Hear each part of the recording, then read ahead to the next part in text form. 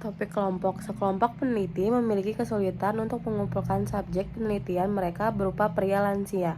Penelitian ini yang didanai cukup besar oleh sebuah perusahaan obat.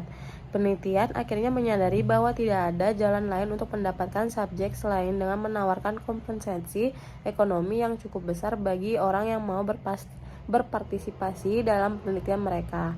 Apalagi pria lansia biasanya tidak produktif lagi. Alasan lain adalah jumlah kompensasi tersebut dapat berubah pikiran seseorang untuk mau berpartisipasi. Bahas kasus tersebut dalam berbagai sudut pandang, terutama etika penelitian.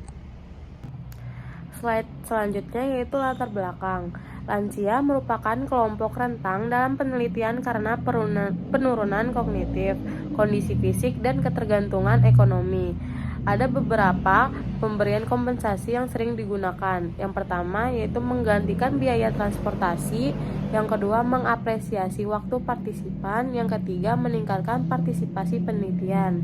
Namun, pada lansia kompensasi dapat menimbulkan under influence atau pengaruh yang tidak wajar, seperti mengabaikan resiko karena tergiur uang, tidak memahami informasi konteks tapi tetap setuju, dan merasa peneliti adalah otoritas.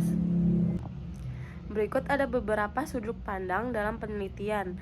Yang pertama, mengalami kesulitan menemukan subjek yang sesuai kriteria, yaitu pria lansia. Yang kedua, ada tekanan dari sponsor industri untuk memenuhi target rekrut. Yang ketiga, kompensasi dianggap solusi cepat untuk meningkatkan partisipasi. Dan yang terakhir, peneliti ingin mempercepat proses agar peneliti berjalan sesuai timeline dan pendanaan. Selanjutnya, sudut pandang subjek pria lansia. Dari sisi lansia, keterbatasan ekonomi dapat membuat kompensasi besar menjadi faktor utama dalam keputusan berpartisipasi.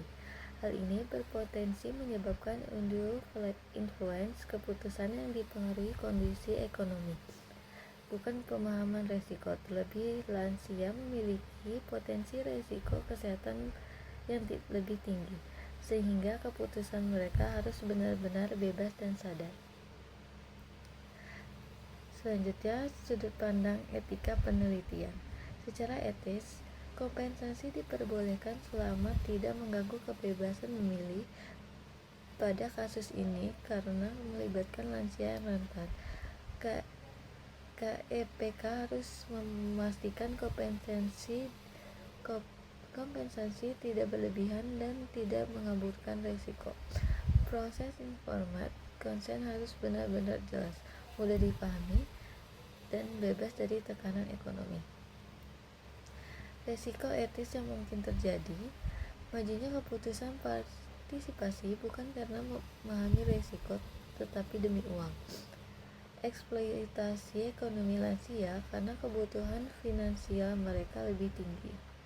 Potensi bias dalam pengambilan keputusan penelitian karena tekanan sponsor. Menurunnya validitas persetujuan konsen tidak lagi murni sukarelawan. Selanjutnya di sini saya akan menjelaskan tentang solusi etis. Yang pertama ada tetapkan kompensasi wajar, kedua edukasi risiko dan manfaat secara jelas, yang ketiga libatkan keluarga dan dalam konsen, yang keempat tinjau ulang risiko dan manfaat untuk lansia. Selanjutnya kesimpulannya, secara keseluruhan kompensasi yang terlalu besar dapat mengganggu kebebasan memilih, terutama pada lansia yang secara ekonomi rentan. Pengawasan etik sangat penting agar keputusan tetap bebas, sadar, dan tidak mengeksploitasi subjek rentan. Sekian presentasi dari kelompok 2. Assalamualaikum warahmatullahi wabarakatuh.